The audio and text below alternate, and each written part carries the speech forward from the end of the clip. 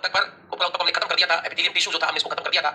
थोड़ा सा दोहरा दे रहा हूं, कल जो हमने पढ़ा है उस पर हम बातें करेंगे, कल वाली बातों पर हम डिटेल से दोबारा चर्चा कर रहे हैं।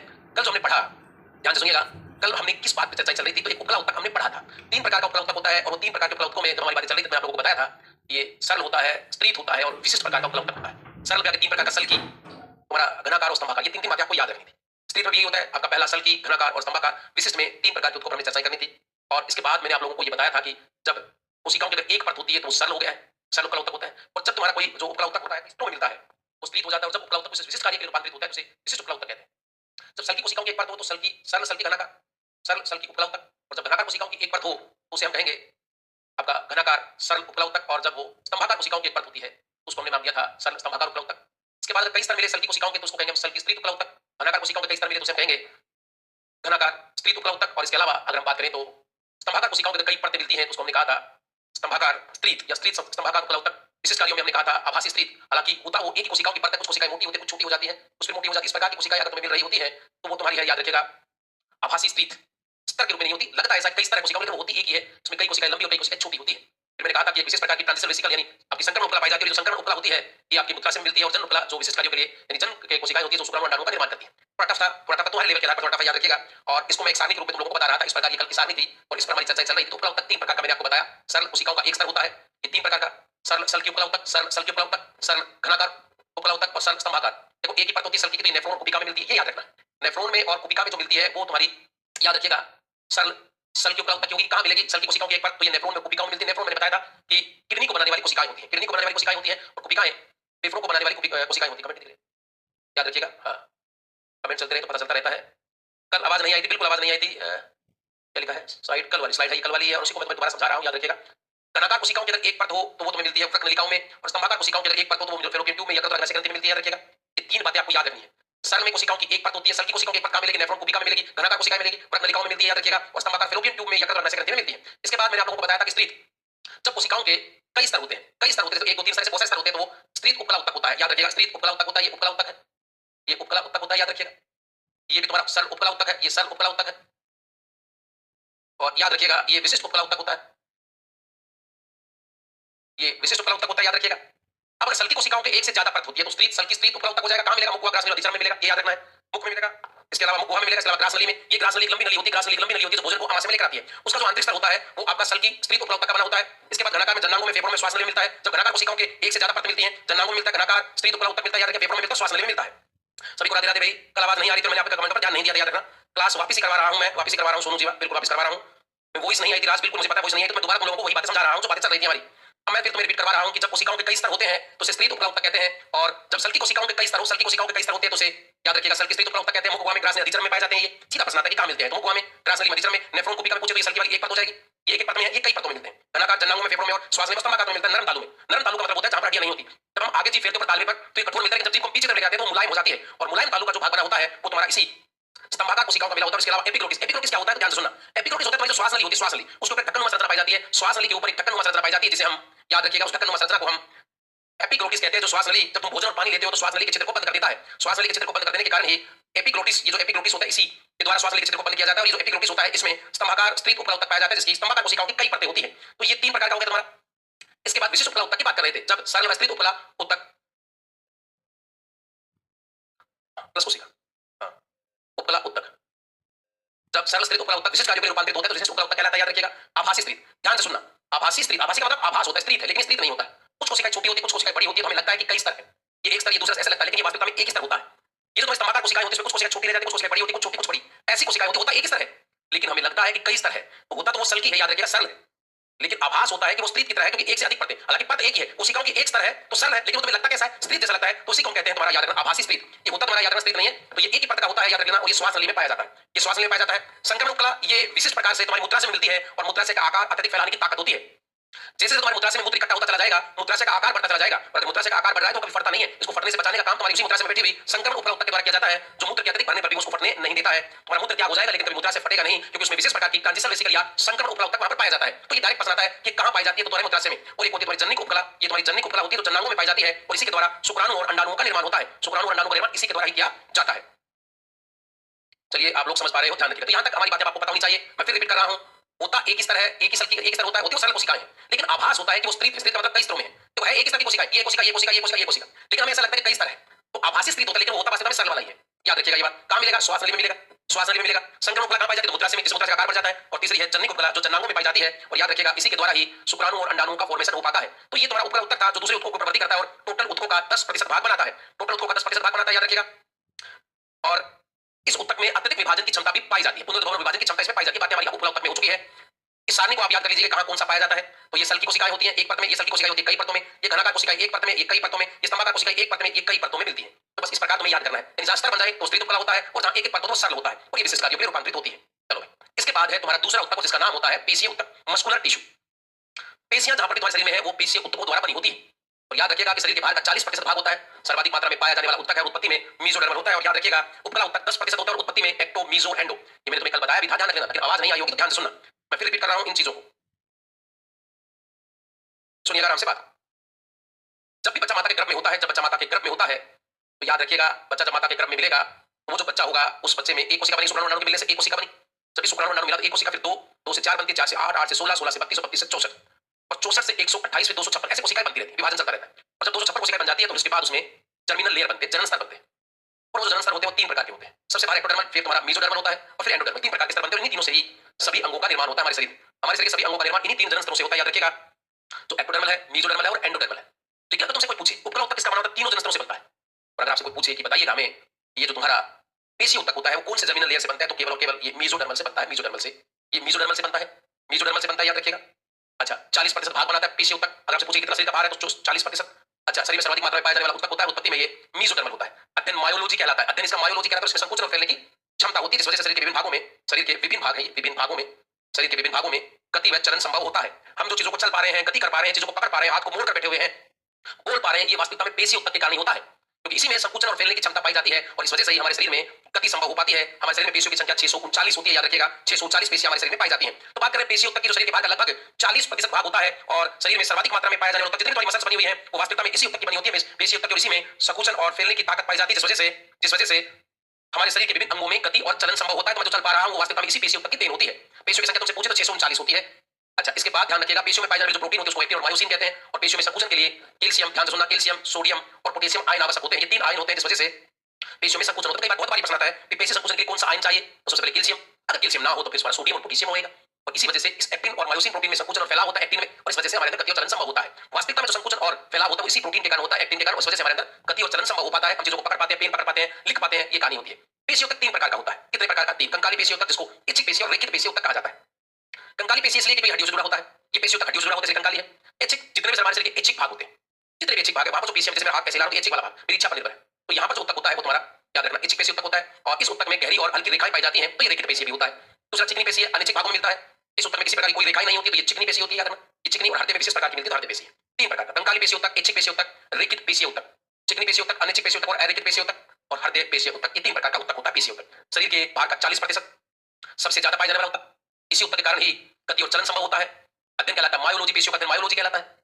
3 प्रकार का कंकाली पेशी है, रेखिक पेशी है और रेखित पेशी उत्तक होता है। चिकनी, अनिच्छिक और अरेखित और हृदय पेशी उत्तक होता है। सबसे पहले कंकालीय पेशीय उत्तक पर चर्चा हमारी हुई थी। क्या आप लोग बातों को समझ पा रहे हैं? उत्तक में एक सेकंड।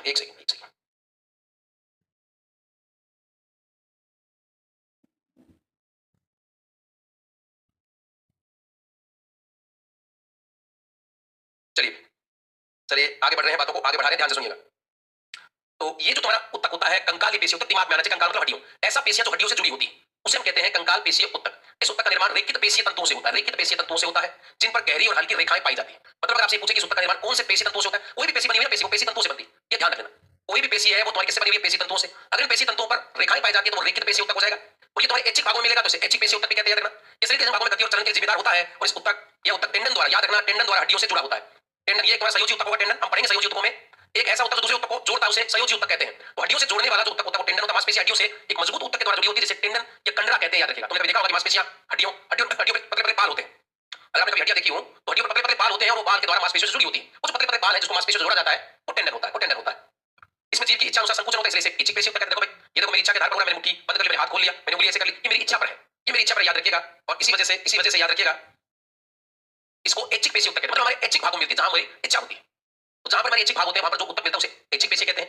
इसका निर्माण ऐसे पेशी तंतुओं से होता है जिन पर रेखाएं पाई जाती हैं, गहरी और हल्की रेखाएं पाई जाती है, तो रेखित पेशी ऊतक हो गया। हड्डियों से जुड़ा होता है तो कंकाली पेशी ऊतक। क्या ये तीनों बात लोगों को समझ में आई होगी? इसको कंकाली क्यों कहते हैं, रेखित क्यों कहते हैं, ऐच्छिक क्यों कहते हैं? हड्डियों से जब जुड़ता है तो बीच में विशेष प्रकार का ऊतक मिलेगा जिसे टेंडन कहेंगे। ये एक संयोजी ऊतक होगा, इसके बारे में हम चर्चा करेंगे आगे। ये पेशियां जल्दी थक जाती है, ध्यान रखना। हमारे पैरों में, हाथों में जो भी पेशियां हैं, जहां ऐच्छिक भाग है, उन पेशियों में जल्दी थकावट आ जाती है, क्योंकि एक्टिन जो प्रोटीन में बैठी होती है, वास्तविकता उसमें थकावट आती है। उस वजह से हम अगर 2-3 घंटे तक काम कर लेते हैं तो हमारे शरीर में थकावट का अनुभव होता है। तो ये जो कंकाली पेशियां या रेखित पेशियां, ऐच्छिक पेशियों तक होता है, इसमें थकावट आ जाती है, याद रखना। तो यहां तक हमारी बातें हो गई थी, यहां तक हमारी बातें शायद हो गई थी। और इसके बाद अब आगे बढ़ा रहा हूं, बातों को ध्यान से सुनिएगा।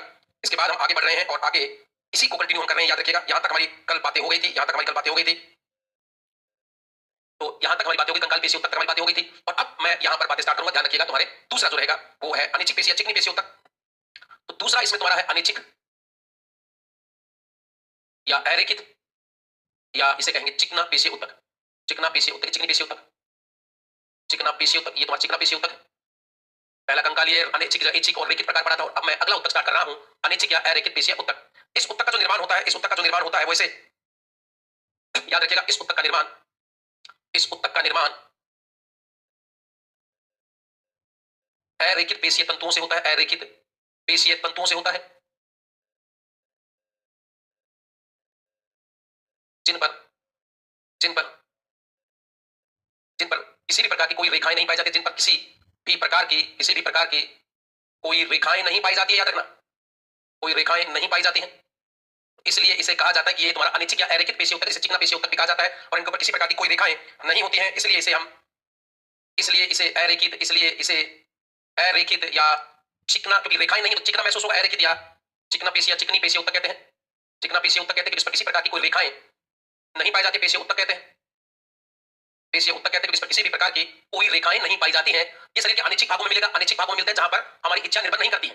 आहार नली होगी तुम्हारी, मूत्र से होगा तुम्हारा, वहां पर हमारी कोई इच्छा निर्भर नहीं करती, जहां पर अनिच्छिक भाग होते हैं। जो भी शरीर के अनिच्छिक भाग है वहां पर यही ऊतक पाया जाता है, याद रखिएगा। तो ये शरीर के अनिच्छिक भागों में मिलता है, याद रखिएगा।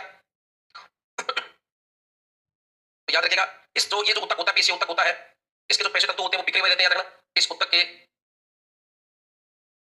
पेशीय तंतु बिखरे रहते हैं, याद रखना, बिखरे रहते हैं, ये बात याद रखनी है। और यह शरीर के अनिच्छिक भागों में मिलता है, यह शरीर के अनिच्छिक भागों में मिलता है, अनिच्छिक भागों में, अनिच्छिक भागों में मिलता है, इसलिए इसे मिलता है, इसलिए इसे अनिच्छिक पेशी ऊतक कहते हैं, अनिच्छिक पेशी ऊतक कहते हैं, याद रखिएगा। इसलिए इसे अनिच्छिक पेशी ऊतक कहते हैं। तो ये वो शरीर के अनिच्छिक भागों में, जहां पर शरीर के जो अनिच्छिक भाग है वहां पर ये ऊतक पाया जाता है, और इसलिए इसे अनिच्छिक पेशी ऊतक कहते हैं।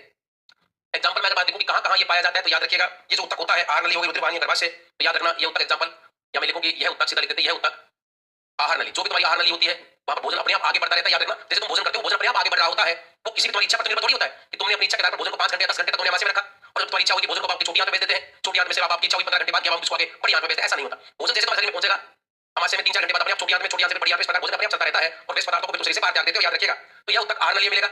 इसके अलावा ये गर्भाशय में मिलेगा, तुम्हें गर्भाशय में मिलेगा, क्योंकि गर्भाशय में जब बच्चे का जन्म हो रहा होता है तो अपने आप ही तुम्हारे जो होता है वो प्रेशर लगता है बच्चे में नीचे की तरफ, याद रखिएगा। तो गर्भाशय में भी यही ऊतक पाया जाता है। इसके अलावा रुधिर वाहिनी, रुधिर वाहिनी में रुधिर अपने आप आगे बढ़ता रहता है, तो रुधिर वाहिनियों में भी यही ऊतक पाया जाता है, रुधिर वाहिनी हो गई। इसके अलावा अगर हम बात करें, मानव की सीसन में मिलता है, ये याद रखना, मानव की सीसन में मिलता है, और मूत्राशय में, मूत्राशय में भी, क्योंकि जब मूत्र त्याग होता है तो यहाँ पर अपने आप होता है मूत्राशय में। तो इस प्रकार ये जितने भी शरीर के अनिच्छिक भाग होते हैं वहां पर ये ऊतक पाया जाता है, जिसका नाम होता है अरेखित या अनिच्छिक या चिकना। अब ध्यान सुनना, कोई भी पेशी ऊतक, कोई भी पेशियां होती है वो पेशीय तंतुओं से मिलती है। अगर उन पेशीय तंतुओं पर रेखाएं मिलती हैं तो रेखित पेशी हो गया, अगर उस पर रेखाएं नहीं है तो वो अरेखित या चिकनी पेशी हो गया है।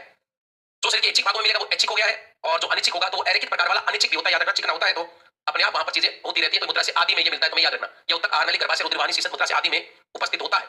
आदि में अनिच्छिक भागों में उपस्थित होता है, याद रखिएगा। मुद्रा से मैं बात कर रहा हूं, ध्यान सुनना। मुद्रा से जो आकार में बढ़ता है तो वो संक्रमण प्रकार बढ़ता है, लेकिन मुद्रा से मूत्र तो अपने आप बन रहा है ना, ये तो किडनी के अंदर से अपने आप चल रहा है और वो मूत्र बन पा रहा है, तो ये मूत्र आगे भी बढ़ रहा है, याद रखना। मूत्र अपने आप आगे बढ़ रहा होता है, तो ये कोई इच्छा पर थोड़ी होता है। तुम केवल मूत्र को रोक सकते हो, मूत्र निर्माण को थोड़ी रोक सकते हो। तो जहां मूत्र का निर्माण हो रहा होता है मुद्रा से या जहां पर भी, तो वो जो भाग होता है वो तुम्हारा अनिच्छिक वाला भाग होता है। तो ये हो गया तुम्हारा अनिच्छिक प्रकार का ऊतक हो गया है। तीसरा तुम्हारा होता है हृदय पेशीय ऊतक। याद रखना, आपसे नाम से स्पष्ट हो रहा है कि हृदय में पाया जाता है। तो हृदय पेशीय ऊतक, ये जो ऊतक होता है ये तुम्हारे हृदय में उपस्थित होता है, ये तुम्हारा हृदय में होता है, याद रखना। और ये संरचना के आधार पर और कार्य के आधार पर अलग अलग प्रकार का ऊतक होता है। जो तुम्हारा हृदय होता है तो ये हृदय मिलता है, यह ऊतक, ध्यान से सुनना, यह ऊतक हृदय में पाया जाता है, यह ऊतक हृदय में पाया जाता है, यह ऊतक हृदय में पाया जाता है, याद रखिएगा। ऊतक हृदय में पाया जाता है। ये जो लाइन लिख रहा हूं ये प्रश्न बार बार आता है और इस बात पर तुम्हें ध्यान देना है। यह ऊतक संरचना के आधार पर, यह ऊतक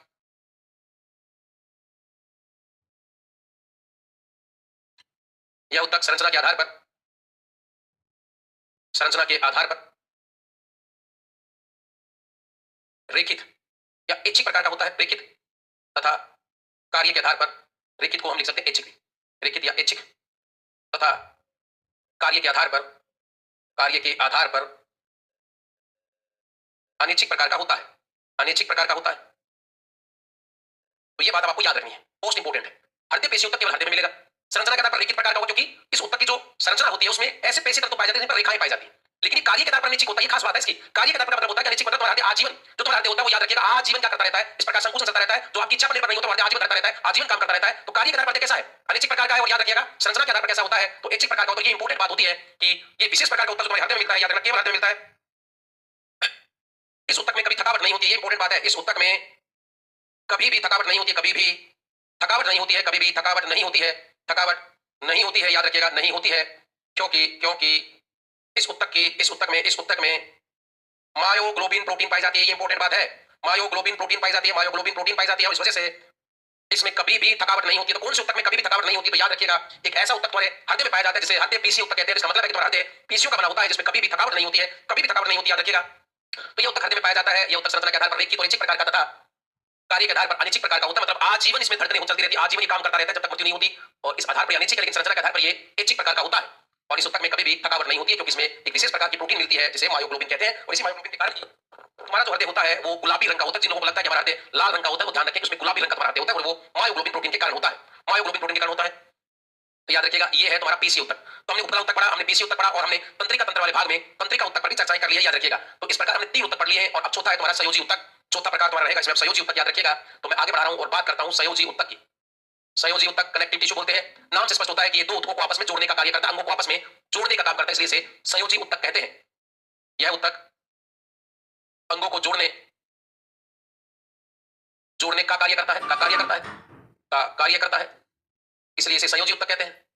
इसलिए इसे संयोजी उत्तक कहते हैं, कनेक्टिव टिश्यू कहते हैं, संयोजी उत्तक कहते हैं। इसीलिए इसे संयोजी उत्तक कहते हैं, याद रखिएगा, क्योंकि ये उत्तक जोड़ने का काम करता है, अंगों को जोड़ने का काम करता है। यह उत्तक शरीर के भार का 30% भाग बनाता है, 30% भाग बनाता है। तो याद रखना 40% भाग तुम्हारा बना रहा था, 40 से 50% भाग बना रहा था तुम्हारा पीसी उत्तक, 10% भाग बनाता उपकला उत्तक। और अगर मैं इसकी बात करूं संयोजी उत्तक की, तो ये 30% भाग बनाता है, और ये अंगों को जोड़ने का कार्य करता है। जब ये अंगों को जोड़ने का काम करेगा, याद रखिएगा तुम्हारा संयोजी उत्तक, तो कनेक्टिव टिश्यू इसीलिए से कहा जाता है। तो याद रखिएगा ये तुम्हारा उत्पत्ति, इसकी उत्पत्ति, यह उत्पत्ति में अगर मैं यह लिखूं, यह उत्पत्ति में मीजोडर्मल होता है, उत्पत्ति में मीजोडर्मल होता है, मीजोडर्मल होता है। तो उपला उत्तक एक्टो मीजो एंडो तीनों प्रकार का था, पेशी उत्तक मीजोडर्मल था, और ये भी तुम्हारा मीजोडर्मल होता है उत्पत्ति के आधार पर। तुम्हारा संयोजी उत्तक अगर आपसे पूछे कि संयोजी उत्तक उत्पत्ति के आधार पर कैसा है, तो ये भी मीजोडर्मल है। अच्छा, इसका निर्माण 3 प्रकार की कोशिकाओं से होता है। ये जो उत्तक बनता है तुम्हारा संयोजी उत्तक, इसका निर्माण 3 प्रकार की कोशिकाओं से होता है, 3 प्रकार के घटकों से होता है, याद रखना। इस उत्तक का निर्माण 3 घटकों से होता है, 3 घटकों से होता है, याद रखिएगा। 3 घटक मिलकर ये उत्तक तुम्हारा बनाते हैं, 3 घटकों से होता है। पहला है इसमें मैट्रिक्स, या मैं कहूंगा मैट्रिक्स, पहला तुम्हारा मैट्रिक्स, फिर कोशिका और तंतु। ये 3 प्रकार के घटकों से मिलकर बना होता है। मैट्रिक्स होता है, फिर कोशिकाएं होता है, तंतु होता है। दूसरा इसका कोशिकाएं, और तीसरा तंतु। तीसरा जो इसमें होता है वो तंतु या फाइब्रिल्स होते हैं। 3 घटकों से मिलकर तुम्हारा ये उत्तक बनता है। कौन सा भाई? संयोजी उत्तक। तो अंगों को आपस में जोड़, हड्डी को हड्डी से जोड़ता है, हड्डी को मांसपेशियों से जोड़ता है। ये तो तुम्हारा उत्तक का संयोजी कनेक्टिव टिश्यू है। इसका निर्माण 3 प्रकार के घटकों से होता है। पहला है मैट्रिक्स, दूसरा है कोशिकाएं, और तीसरा होता है तंतु। आखिर ये मैट्रिक्स क्या है? तो पहला घटक लिख रहा हूं मैट्रिक्स। ये तरल पदार्थ होता है, याद रखना। मैट्रिक्स क्या है? एक तरल पदार्थ होता है, और इसमें विभिन्न प्रकार के ये प्रोटीन प्रकृति का पदार्थ होता है, याद रखना। ये अर्ध तरल होता है। क्या कही बात होगी इधर से बाकी बैठ गई, आगे आगे पेज। यह है अर्ध तरल, अर्ध तरल, और आपका अर्ध पारदर्शी, अर्ध पारदर्शी नहीं, अर्ध तरल। और इसके अलावा अगर बात करें, तुम्हारा अर्ध तरल हो गया, अर्ध पारदर्शी होता है। अर्ध पारदर्शी प्रोटीन का बना हुआ एक गाढ़ा तरल पदार्थ होता है, याद रखिएगा। अर्ध तरल होता है और पारदर्शी होता है। अर्ध तरल पारदर्शी, ये पारदर्शी होता है, तथा अर्ध पारगम्य, अर्ध पारगम्य, अर्ध पारगम्य प्रोटीन प्रकृति का तरल होता है। प्रोटीन प्रकृति का तरल पदार्थ होता है, जो शरीर के अलग अलग ऊतकों में पाया जाता है। तो शरीर के अलग अलग होती है, इसकी मात्रा याद रखना। इसकी मात्रा अलग अलग ऊतकों में, अलग अलग ऊतकों में अलग अलग होती है, अलग अलग ऊतकों में अलग अलग होती है, याद रखना। इसकी जो मात्रा है वो अलग अलग ऊतकों में अलग अलग पाई जाती है। तो पहला भाग होता है मैट्रिक्स, दूसरा होता है कोशिकाएं। कोशिका ये कई प्रकार की होती है। कोशिकाएं ये कई प्रकार की होती है, ये कई प्रकार की होती है, याद रखिए कई प्रकार की होती है। पहली है मास्ट कोशिका, इसमें पहली है मास्ट कोशिका। ये हिपेरिन का स्राव करती है। हिपेरिन, ध्यान सुनो शब्द, हिपेरिन का स्राव करती है, और हिपेरिन को पदार्थ होता है जो रक्त का थक्का बनने नहीं देता है। ये हिपेरिन का स्राव करती है, और ये पेरेंट का धक्का नहीं बनने देता है। हम बात कर रहे हैं संयोजी ऊतकों की, जिसका निर्माण अलग अलग घटकों से होता है। पहला मैट्रिक्स, अर्धतल पारदर्शी तथा अर्धपारगम्य में प्रोटीन प्रकृति का तरल पदार्थ है। इसके बाद अलग अलग ऊतकों में अलग अलग होती है। और कोशिकाएं ये कई प्रकार की मिलती हैं, याद रखिएगा, जिसमें पहली है मांस कोशिकाएं। और ये जो मांस कोशिकाएं होती है, याद रखिएगा, ये जो मांस कोशिकाएं होती है ये हिपेरिन का स्त्राव करती है, हिपेरिन का स्त्राव करती है। इसके अलावा इसमें अलग अलग प्रकार की कोशिकाएं पाई जाती है, जैसे प्लाज्मा कोशिका होती है, इसमें दूसरी प्लाज्मा कोशिका होती है, प्लाज्मा कोशिका। और ये प्लाज्मा ये प्रतिरक्षियों का निर्माण करती है, एंटीबॉडियों का निर्माण करती है, प्रतिरक्षियों का निर्माण करती है, प्रतिरक्षियों का निर्माण करती है, एंटीबॉडी का निर्माण करती है प्लाज्मा कोशिकाएं। 6 नंबर पर तीसरी जो कोशिकाएं इसमें मिलेंगी तुम्हें, वो तंतु कोशिकाएं होती हैं, तंतु कोशिकाएं। और ये तंतु कोशिकाएं जो होती हैं, ये तंतुओं का, ध्यान से सुनना, ये तंतुओं का वह मैट्रिक्स का निर्माण करती है। मैट्रिक्स ये रहा, मैट्रिक्स इसका निर्माण इसी तंतु कोशिका द्वारा होता है। मैट्रिक्स ये तंतुओं में मैट्रिक्स का निर्माण करती है, याद रखिएगा। इसके अलावा इसमें वसा कोशिकाएं पाई जाती हैं। चौथी जो है वह सैदय में, याद रखिएगा, इसमें वसा कोशिकाएं पाई जाती है, वसा कोशिकाएं। ये वसा या तेल बूंदों का संग्रह करती है, याद, ये संग्रह करती है। इसका प्रश्न आता है कि कौन सी कोशिकाएं जो होती हैं, वसा या तेल बूंदों का, तो वसा होती है, वसा कोशिकाएं होती हैं। हिपेरिन का स्त्राव कौन करती है, तो मांस कोशिकाएं होती हैं। तंतु कोशिकाएं तंतुओं का निर्माण करती है, या फिर तुम्हारे मैट्रिक्स का निर्माण करती है। तो ये अलग अलग कोशिकाएं होती हैं जो तुम्हारे संयोजी ऊतकों में पाई जाती है, याद रखना, संयोजी ऊतकों में पाई जाती हैं, अलग अलग प्रकार की कोशिकाएं होती हैं। इसके बाद जो तीसरा इसमें घटक है तुम्हारा, वो है तंतु। तंतु ये कई प्रकार के मिलेंगे तुम्हें, तंतु ये कई प्रकार के मिलेंगे, याद रखना। तंतु फाइब्रिल बोलते हैं, इसको फाइब्रिल बोलते हैं। तंतु ये कई प्रकार के मिलते हैं, ये कई प्रकार के मिलते हैं।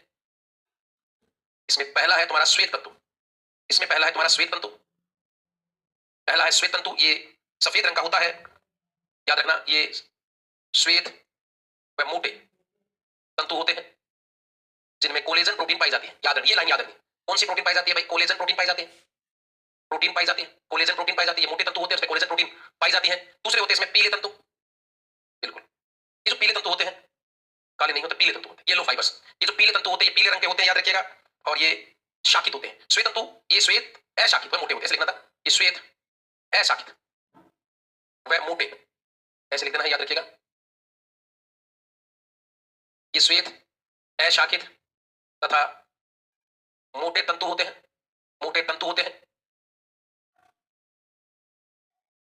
जिनमें कोलेजन प्रोटीन पाई जाती है, कोलेजन प्रोटीन पाई जाती है, याद रखना। ये पीले रंग के, ये पीले रंग के शाखित तथा पतले तंतु होते हैं, पतले तंतु होते हैं। और इनके अंदर जो प्रोटीन मिलती है वो, याद रखिएगा, इलास्टिन प्रोटीन मिलती है। इनमें इलास्टिन प्रोटीन पाई जाती है, इलास्टिन प्रोटीन पाई जाती है,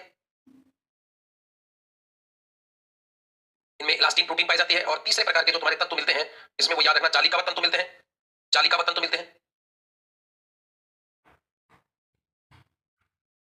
याद रखिएगा। जालिकावत में ये रंगहीन होने वाले तंतु होते हैं, ये अत्यधिक शाखित, ये अत्यधिक शाखित, ये अत्यधिक शाखित, पतले तथा मजबूत तंतु होते हैं, तथा मजबूत तंतु होते हैं। और इनके अंदर जो प्रोटीन मिलती है, याद रखिएगा, इनके अंदर जो प्रोटीन मिलती है वो रेटिकुलिन प्रोटीन पाई जाती है, इनमें रेटिकुलिन प्रोटीन पाई जाती है। तो ये 3 घटकों से मिलकर तुम्हारा बना हुआ है पहला जो घटक है, याद रखिएगा। इसमें जो पहला घटक है, ध्यान से सुनना, संयोजी ऊतक जो होता है वो 3 घटकों से मिलकर बना हुआ है। उत्पत्ति में अगर बात करें इसकी, तो ये मेसोडर्मल होता है। और इस ऊतक का निर्माण 3 घटकों से होता है, मैट्रिक्स, कोशिकाएं और तंतु। ये जंतु, ये जो ऊतक होता है वो अंगों को जोड़ने का कार्य करता है, इसी वजह से इसे संयोजी ऊतक कहा जाता है। ये शरीर के भाग का लगभग 30% भाग बनाता है और इसका निर्माण 3 प्रकार के घटकों से होता है। अगले 3 घटक कौन कौन से, ध्यान सुनना। पहला होता है मैट्रिक्स, पहला मैट्रिक्स होता है, यह अर्धतल पारदर्शी और अर्धपारगम्य में प्रोटीन प्रकृति का तरल पदार्थ होता है। और दूसरा होता है कोशिकाएं, और ये कई प्रकार की मिल सकती है, जिनमें मांस कोशिकाएं, हिपेरिन के पास कई बार पूछा जाता है कि कौन सी हिपेरिन का स्त्राव कौन सी कोशिकाओं से मिलेगा, तो तुम्हारी मांस कोशिकाओं से मिलता है। इसके अलावा जो प्लाज्मा कोशिकाएं होती हैं वो आप में प्रतिरक्षियों का निर्माण करती हैं। और तंतु कोशिकाएं ये तंतुओं व मैट्रिक्स का निर्माण करने वाली कोशिकाएं होती हैं। ये जो मैट्रिक्स होता है इसका निर्माण इन्हीं कोशिकाओं द्वारा किया जाता है। इसके अलावा अगर हम बात करें तो वसा कोशिकाएं होती है, जिसमें वसा या तेल बूंदों का संग्रह करती है, ये संग्रह होता है। और तीसरे जो घटक होते हैं इसमें फाइब्रस तंतु होते हैं, जो कई प्रकार के, श्वेत तंतु, पीले तंतु और जालिकावत। सबसे मजबूत जो तंतु होते हैं वो जालिकावत होते हैं, जिसमें रेटिकुलिन नाम की प्रोटीन पाई जाती है। पीले तंतु पीले रंग के शाखित होते हैं, पतले तंतु होते हैं, उनमें इलास्टिन प्रोटीन मिलती है। प्रश्न आता है कि कौन से तंतुओं में इलास्टिन या कोलेजन या रेटिकुलिन प्रोटीन पाई जाती है, तो इस प्रकार तंतुओं में प्रोटीन पाई जाती है। तो हम बात कर रहे हैं तुम्हारे पेशीय ऊतक के बाद संयोजी ऊतकों की, और हम संयोजी ऊतक के प्रकार पढ़ेंगे जो अलग अलग प्रकार के होंगे। हड्डियों पर बात होगी थोड़े, इसके अलावा तुम्हारी बात होगी उपास्थियों पर, रक्त पर तुम्हारी बात होगी, रक्त में तरल प्रकार का संयोजी ऊतक होता है। तो यही बिल्कुल सोनू, हड्डी टूटने पर ये नहीं जोड़ता, हड्डी टूटने के लिए कैल्शियम जोड़ा जाता है, कैल्शियम से जोड़ता है। तो ऊतक थोड़ा टॉपिक टफ रहता है, टफ टॉपिक रहता है, और इसलिए ये अब लास्ट पड़ाव पर है, हम बिल्कुल अंतिम पड़ाव पर है। तो नेक्स्ट जो अब इसके प्रकार पढ़ेंगे संयोजी ऊतकों के, तो वो हम बात करेंगे तुम्हारे नेक्स्ट वीडियो में। तब तक के लिए बहुत बहुत धन्यवाद। नोट्स बनाते रहिए बस, इसके अलावा तुम्हें और कुछ भी पढ़ना नहीं है ऊतकों वाले टॉपिक में। तो मिलते हैं नेक्स्ट वीडियो में, तब तक के लिए बहुत बहुत धन्यवाद।